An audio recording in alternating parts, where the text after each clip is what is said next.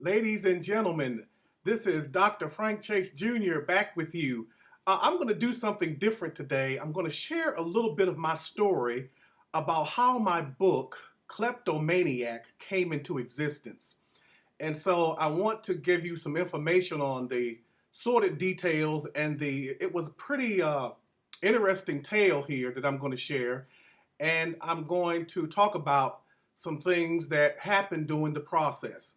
Now, I don't think I have ever done this before, but I want to share this with you uh, because this 400-page book, Kleptomaniac, Who's Really Robbing God Anyway?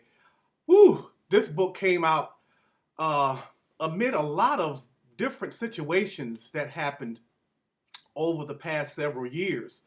Now, I can begin by saying that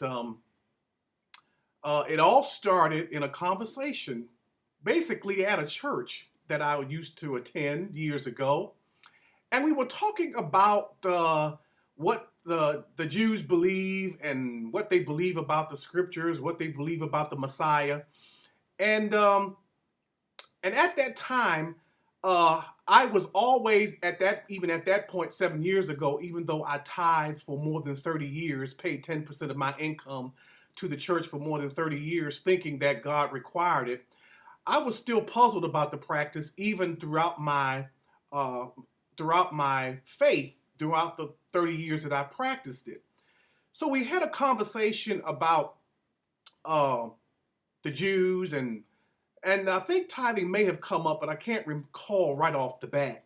And so, what I want to say to you about that is it started to spur my interest because after I went to theology school, one of the oddest things about theology school that we went to, and it was one of those church theology schools, and they were accredited, but we never talked about tithing in any other way except that it was a requirement. And throughout the time that I attended, I wanted to get into the subject matter to really find out what this subject was all about.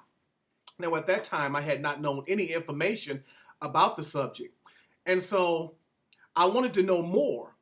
And and we didn't really discuss it at that time. So I decided after theology school, I would kind of dig into the subject matter a little bit more. And goodness gracious, ladies and gentlemen, when I started digging up information about it, I was starting to have all kind of cognitive dissonance about what tithing is. And believe you me, I read my first book on the subject, then I read the second book, then the third book, then the fourth book.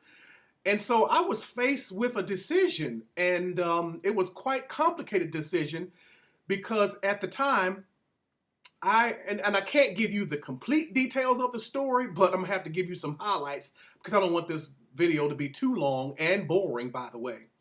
And so this book, Kleptomaniac, came about as a result of me doing some intensive study for a number of years. Now, what got me somewhat indirectly kicked out of my former church was I kind of went against the teachings of the church and about tithing and started to say that I was going to do opposite of what everyone else did. And needless to say, my decision did not sit well with the leadership. So I wrote a tithing resignation letter and gave it to my former pastor and told him to give it to all the elders at the church. However, in that situation, he did not. And then the ensuing events that took place was somewhat of a battle of the minds and a battle of theology. And so I had mentioned to him that I was going to take a sabbatical from leadership and I was going to study the subject. And then during that time period, I also decided that I would study some more. And what I did during that time period, I put together a 117-page PowerPoint study. You can find that on my blog at tithenomore.com.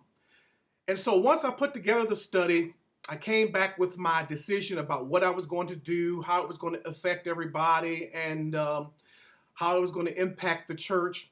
And so I decided that I would basically quit tithing, resign.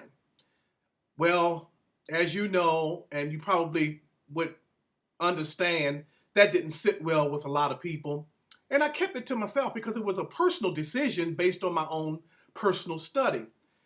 And so I wrote letters to the pastor. I told him what I was going to do. I was going to give from the heart.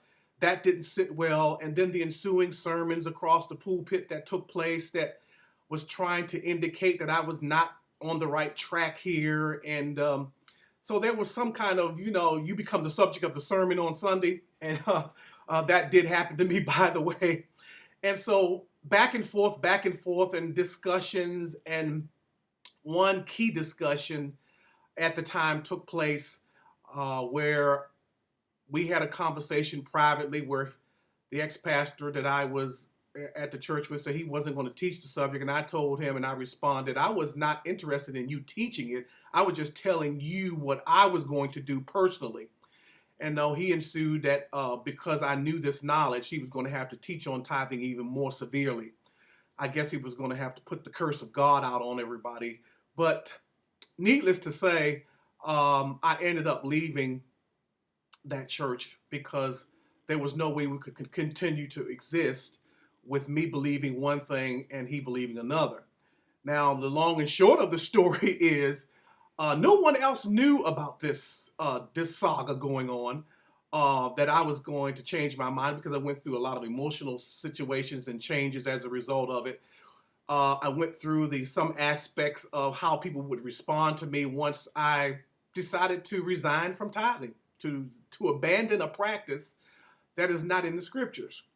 So needless to say, it didn't go well, and basically a lot of people did abandon me. A lot of people did not speak to me anymore. A lot of people kind of just changed their minds about me because I decided to write a 400-page book that details the exact meaning of what tithing is in the scripture. And I learned a great deal by writing this book, and you can get it on Amazon, you can get it on BookBaby, you can get it on my blog at tithenomore.com. This book was a journey into the scriptures. It was a journey into understanding what the word means, how it was used in the scriptures, how the word tithe got convoluted to where everybody in the world thinks it's money now, and it really isn't. So the journey was to try to explain this information as succinctly as I can. But what I learned about this process is that when someone is doctrinally indoctrinated so well, no matter what you say, it's not going to change their mind one bit. And the only way that I understood my mind to change is what I had to do is to go into deep study. So this book comes out of a desire for truth. That's all this book came from. Not out of desire to make anyone look bad. Because frankly, ladies and gentlemen, there are some pastors who don't even know what the word tithe really means in Hebrew. And many of them are only parroting what they heard from theology school, from seminaries, from other echelons of theology. And many of them, by the way, and this is the little dirty secret, ladies and gentlemen, many of the theology schools teach that the tithe is not money, but they inform new pastors that if they teach the true meaning of it, they will more likely have financial difficulties because they will not be able to sustain the churches that they build and the mortgages that they have on these churches when they make loans from banks. But there is evidence that is not true because tithing did not exist in the first century. Money tithing did not exist in the first century during the first stages of the Christian faith. And it was all free will giving, and everybody was doing fine. The tithe of 10% of your income came about relatively a short time ago. It wasn't really all that long ago, but it happened over a period of time, how it got convoluted to money. And so it was exciting to write this book, Kleptomaniac, and you see it in the background on the screen that I'm looking at. It's on my left. It took some time. It took lot of research, and anybody who picks this book up, you will find information that you will be surprised about.